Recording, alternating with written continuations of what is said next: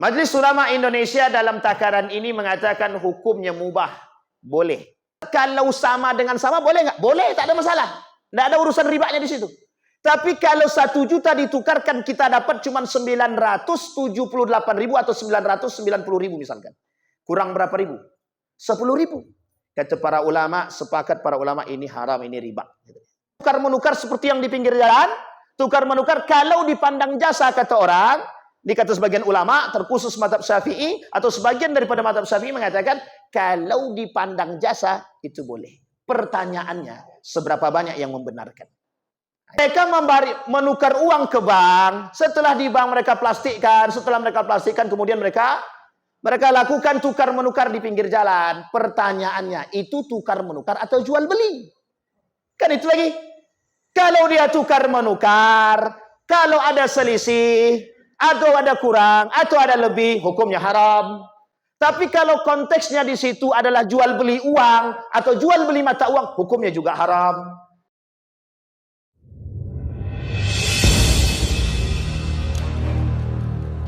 Alhamdulillahi Rabbil Alamin wa bihi nasta'inu ala umurid dunya wad din wassalatu wassalamu ala ashrafil anbiya'i wal mursalin wa ala alihi wa sahbihi ajma'in. Allahumma salli wa sallim wa barik ala hadha an-nabiyil karim. Allahumma salli ala Muhammad wa ala ali Muhammad fil alamin innaka Hamidum Majid. Ya ayyuhan nasu attaqu rabbakum alladhi khalaqakum min nafsin wahidah wa khalaqa minha zawjaha wa batha minhuma rijalan katsiran wa nisaa'a wattaqullaha alladhi tasaaluna bihi wal arham innallaha kana 'alaikum raqiba. Wa qala Allah ta'ala ya ayyuhalladzina amanu taqullaha wa qulu qawlan sadida yuslih lakum a'malakum wa yaghfir lakum dhunubakum wa may yuti'illaha wa rasulahu faqad faza fawzan 'azima. Puji syukur kehadirat Allah dengan mengucapkan alhamdulillahirabbil alamin. Berselawat kepada Nabi dengan mengucapkan Allahumma salli ala Muhammad wa ala ali Muhammad. Mudah-mudahan di zuhur ini Allah melimpahkan rahmat dan karunia-Nya kepada kita semua. InsyaAllah kita semua husnul khatimah. Kita semua diridai oleh Allah dan diberkahi. Mudah-mudahan istiqamah puasa sampai akhir. Dan insyaAllah bernilai pahala dan bertakwa di sisi Allah subhanahu wa ta'ala.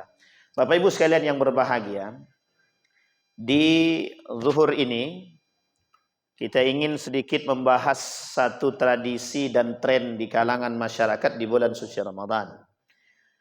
Di dalam bulan suci Ramadan, ketika menjelang Lebaran, ada tren di kalangan masyarakat yang dalam Ramadan ini, tren ini menjadi sebuah tradisi. Tapi terkadang harus diperhatikan benar atau salahnya, termasuk perbuatan-perbuatan demikian itu. Karena jangan sampai kita melakukan satu perbuatan yang tidak diridhai oleh Allah. Jangan sampai kita melakukan satu perbuatan yang Allah tidak ridhai. Maka kata Nabi, sesuatu yang baru yang dilakukan, jika tidak ada falaisa fihi amruna fahuwa rad. Yang tidak ada di dalamnya urusan kami, yang tidak masuk dalam urusan kami dan perhitungan kami, kata Nabi, yang tak sesuai dengan tuntunan, maka tertolak. Nah, maka kita butuh ilmu untuk mempelajari. Terkait kesalahan-kesalahan di dalam bulan suci Ramadan begitu banyak yang bisa kita lihat. Nah, kesalahan-kesalahan demikian ada yang sudah menjadi tradisi dan ada juga yang memang tidak menjadi tradisi. Nah, Bapak Ibu sekalian yang berbahagia, di siang hari ini kita membahas satu tren saja di dalam bulan suci Ramadan ketika menjelang datangnya Lebaran atau lebih tepatnya Idul Fitri. Tren tersebut tren tukar uang. Tren tukar uang. Loh, tukar uang yang seperti apa? Nah, ini posisi penting untuk dipahami.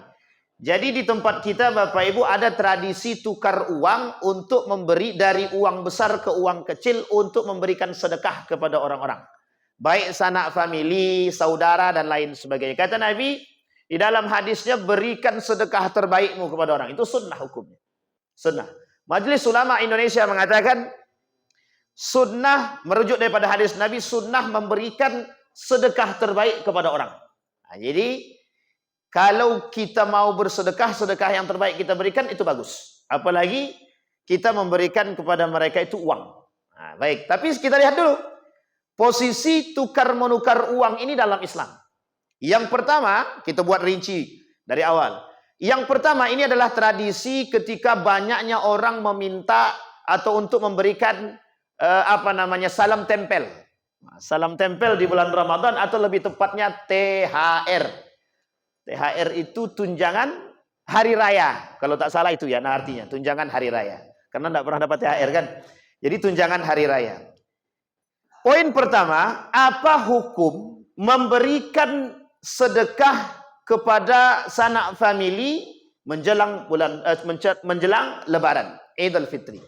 Majelis Ulama Indonesia dalam takaran ini mengatakan hukumnya mubah, boleh menukar uang dengan tujuan bersedekah.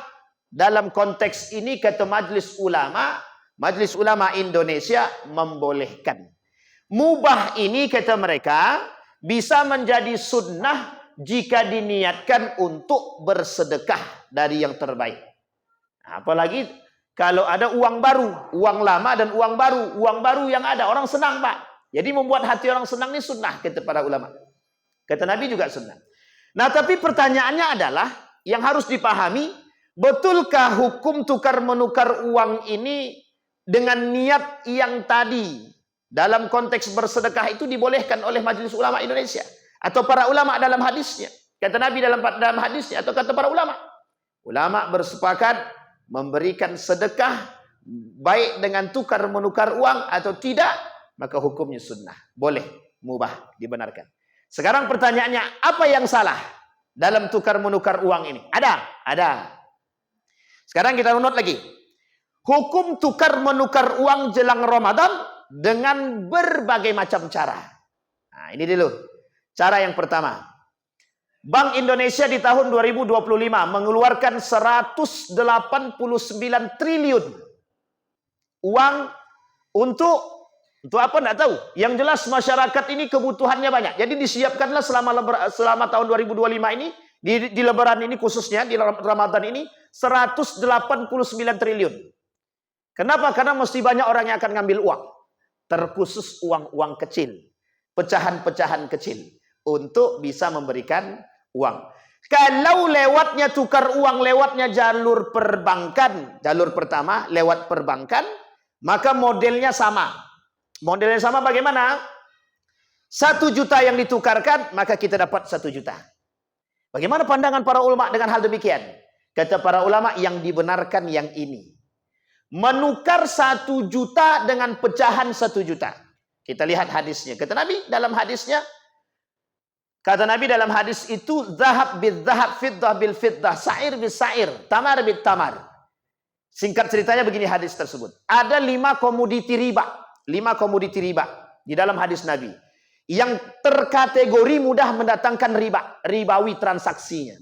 1, emas dengan emas, perak, gandum, syair sejenis dengan gandum, kemudian garam.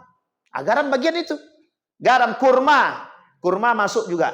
Dan kalau poin ini dilakukan transaksinya, kata Nabi dan para ulama harus sama, tidak boleh berlebih. Kalau berlebih atau kurang, maka riba, zalim. Kita ambil contoh begini.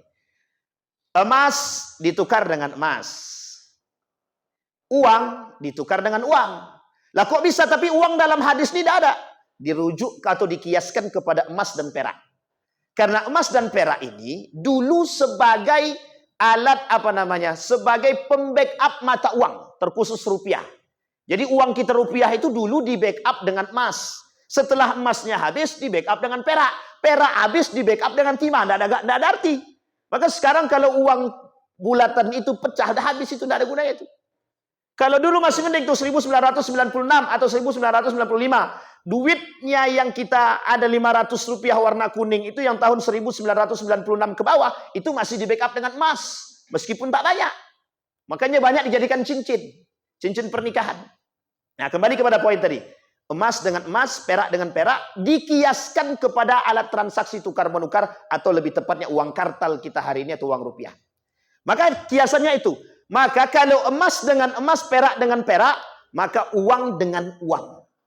Pertanyaannya, Ustaz, kalau sama dengan sama boleh nggak? Boleh, tak ada masalah. Tidak ada urusan ribanya di situ.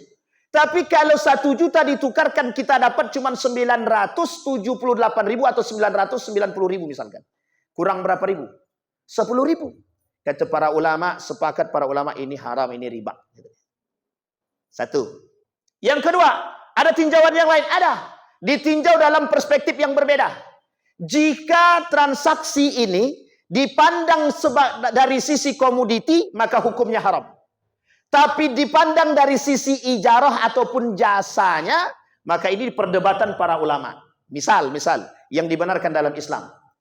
Ridwan, aku minta tolong sama kau. Pergi ke bank, ini uang 1 juta tolong kau tukar.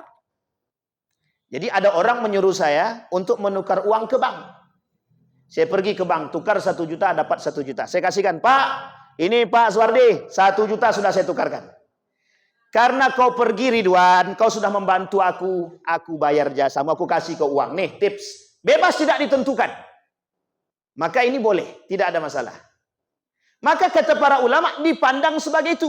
Pada poin yang kedua tadi, orang yang tukar-menukar seperti yang di pinggir jalan, tukar-menukar kalau dipandang jasa kata orang, dikata sebagian ulama, terkhusus mazhab Syafi'i atau sebagian daripada mazhab Syafi'i mengatakan kalau dipandang jasa itu boleh. Pertanyaannya, seberapa banyak yang membenarkan? Nah, ini sampai sini poin Bapak Ibu paham, bisa dipahami ya Bapak Ibu ya? Ini modelnya harus dipahami. Pertanyaan kan kita nggak nyuruh mereka, Pak Ustaz. Mereka menukar uang ke bank, setelah di bank mereka plastikkan, kemudian mereka lakukan tukar-menukar di pinggir jalan. Pertanyaannya, itu tukar-menukar atau jual beli? Kan itu lagi. Kalau dia tukar-menukar, kalau ada selisih, atau ada kurang, atau ada lebih, hukumnya haram. Tapi kalau konteksnya di situ adalah jual beli uang, atau jual beli mata uang, hukumnya juga haram. Jadi mana yang benar? Nah, jika dipandang sebagai jasa. Pertanyaannya, kita tidak pernah milih. Kita tidak pernah ada akad jasanya di situ. Maka oleh sebagian ulama diambil titik amannya.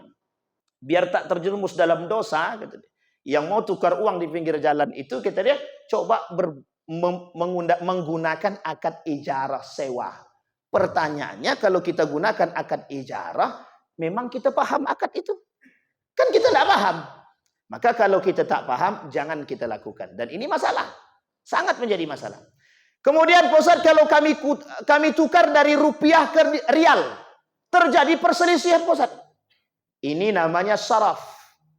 Saraf, mata uang. Kalau dalam tukar-menukar mata uang yang berbeda, itu tidak ada masalah. Bahkan tidak diharamkan, kata para ulama. Mazhab Imam Malik, mazhab Imam Abu Hanifah tidak diharamkan. Kenapa tidak diharamkan? Karena mata uangnya berbeda. Yang $1, yang ₹1. Jadi aku tukar pusat dari dolar ke rupiah, tidak ada masalah. Kalau ada perselisihan, memang pasti ada perselisihan.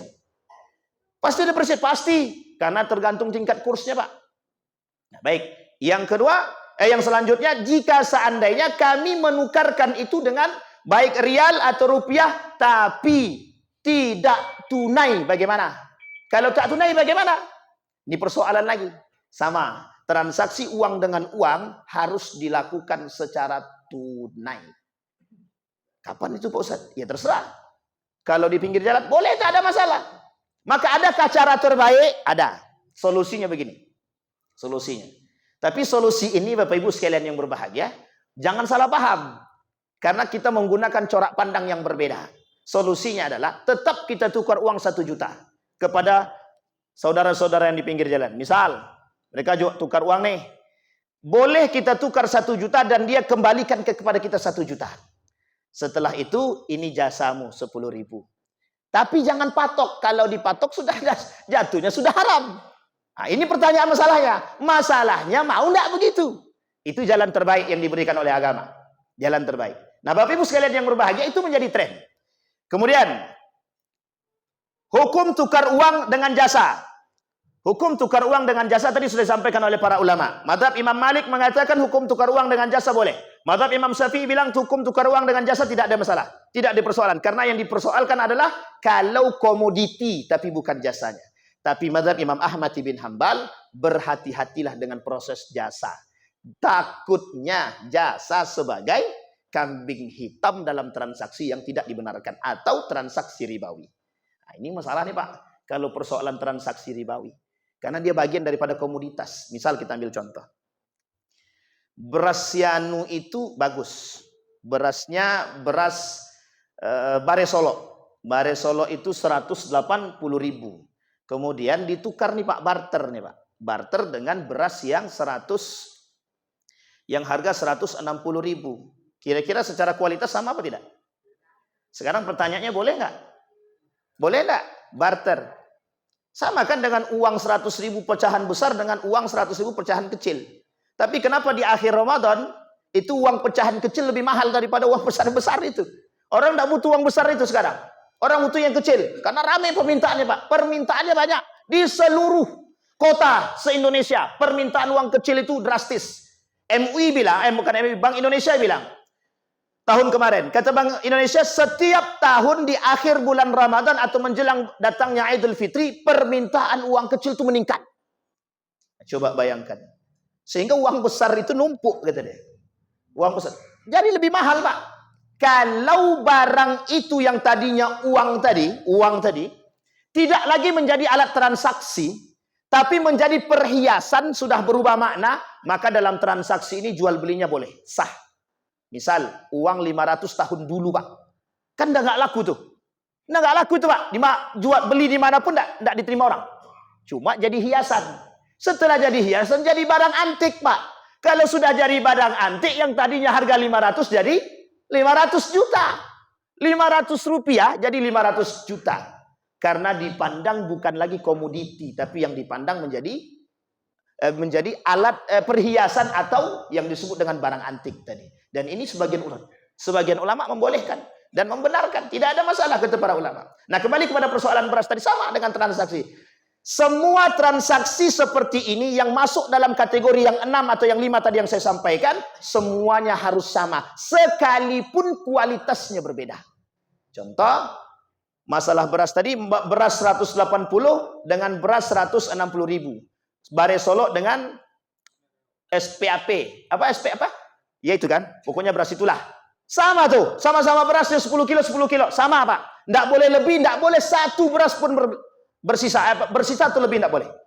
Kalau berlebih satu beras pun yang berlebih, hukumnya riba. Jadi nggak boleh lebih daripada nggak boleh lebih, nggak boleh kurang. Meskipun kualitasnya berbeda. Kenapa begitu? Kadang ada orang yang suka Bare Solo, ada orang yang tak suka. Sama, ada orang yang suka SPHP. SPHP, ada yang tak suka SPHP. Kami tidak suka, tidak terbiasa lisannya pakai lidah ini makan SPHP. Tidak suka kami Bare Solo. Ada orang kami tak terbiasa dengan SPHP, kami biasanya Bare Solo. Itu tidak ada masalah, tukar aja, barter. Asalkan jumlahnya sama. Tapi jangan dibuat, karena ini kualitas tinggi, 1 kilo berasnya Bare Solo ditukar dengan SPHP 1,5 atau 1,5 kilo. Ini riba zahir, ini riba.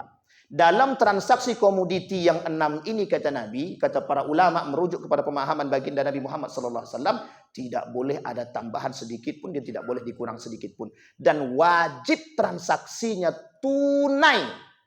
Tidak boleh. Ustaz, kami punya uang 50.000, tapi di rumah kami tidak ada beras.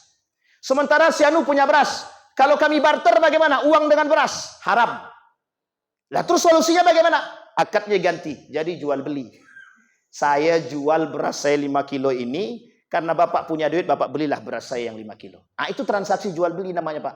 Nah, transaksi jual beli ini menyelamatkan orang daripada perbuatan transaksi riba dalam urusan baik uang maupun beras-beras ini Bapak Ibu dikategorikan kepada atau dikiaskan kepada makanan pokok daripada gandum, kurma, dan syair di dalam hadis tadi.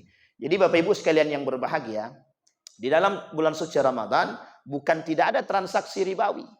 Justru transaksi ribawi dalam bulan suci Ramadan ini kalau Bapak Ibu tidak berhati-hati, justru banyak kita temukan. Termasuk salah satunya adalah tukar-menukar uang.